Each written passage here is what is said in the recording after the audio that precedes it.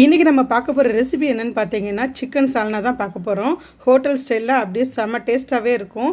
இதில் நம்ம அதிகமாக சிக்கன் சேர்க்கலை, அதுக்கு பதிலாக உருளைக்கிழங்கும் சிக்கனும் சேர்த்து செஞ்சுருக்கோம். வாங்க அது எப்படி செய்யலான்றதை பார்த்துடலாம். அதுக்கு ஒரு மிக்சி ஜாரில் ஒரு சின்ன துண்டு இஞ்சி சேர்த்துக்கோங்க, 4 பல்லு பூண்டு, 1 ஸ்பூன் போல் மிளகு, 1 ஸ்பூன் ஜீரகம், 1 ஸ்பூன் சோம்பு, 2 ஸ்பூன் போல் உடச்சக்கடலை, ஒரு 4 போல் முந்திரி சேர்த்துக்கோங்க. இது கூடவே சின்ன துண்டு பட்டை, ஒரு 4 போல் லவங்கம் சேர்த்துக்கோங்க. இது கூடவே கல்பாசி கண்டிப்பாக சேர்த்துக்கோங்க. கூடவே ஒரு கைப்பிடி போல் தேங்காய் துருவல், ஒரு தக்காளி 4ஆக கட் பண்ணி சேர்த்துக்கோங்க. கொஞ்சமாக மல்லித்தலை சேர்த்து நல்லா ஃபைன் பேஸ்ட்டாக அரைச்சி எடுத்து வச்சுக்கோங்க. இப்போ குக்கரில் கொஞ்சமாக எண்ணெய் சேர்த்துக்கலாம்.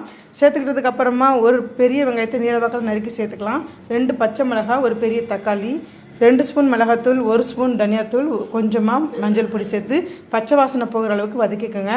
ஒரு 1/4 கிலோ போல் உருளைக்கிழங்கை இந்த மாதிரி தோல் உரித்து கட் பண்ணி சேர்த்துக்கலாம். இப்போ அரைச்சி வச்ச பேஸ்ட்டையுமே சேர்த்து நல்லா வதக்கி விட்டுக்கோங்க. சால்னாவுக்கு சிக்கன் சால்னாவுக்கு எப்போவுமே சிக்கன் நிறைய போடணும் அப்படின்றதெல்லாம் ஒன்றுமே இல்லை. ஒரு 150 கிராம் இருந்தாலே போதும். அதையும் சேர்த்து நல்லா வதக்கிக்கோங்க. இப்போ சால்னாவுக்கு தேவையான அளவு தண்ணி சேர்த்துக்கலாம். கொஞ்சமாக உப்பு சேர்த்துக்கலாம். ஏன்னா உப்பு கம்மியாக சேர்த்துக்கோங்க. சால்னாக்கு எப்போவுமே கொஞ்சம் உப்பு கம்மியாக தான் இருக்கணும். சால்னா கொஞ்சம் தண்ணியாக இருக்கணுன்றதுனால கூட கொஞ்சம் தண்ணி சேர்த்து குக்கரில் மூடி போட்டு ஒரு 4-5 போல் விசில் விட்டுடுங்க. அவ்வளோதான், சால்னா தயாராகிடுச்சு. மல்லித்தலை தூவி சர்வ் பண்ணுங்கள். இது இட்லி தோசைக்கு மட்டும் இல்லைங்க, சப்பாத்தி, பூரி, முக்கியமாக இடியாப்பத்துக்கு ரொம்பவே அட்டகாசமாக இருக்கும். நீங்களும் ட்ரை பண்ணி பாருங்கள். ரெசிபி பிடிச்சா லைக் பண்ணுங்கள், ஷேர் பண்ணுங்கள். நம்ம சேனலை சப்ஸ்கிரைப் பண்ணி சப்போர்ட் பண்ணுங்கள். இன்னொரு வீடியோவில் பார்க்கலாம். பாய்.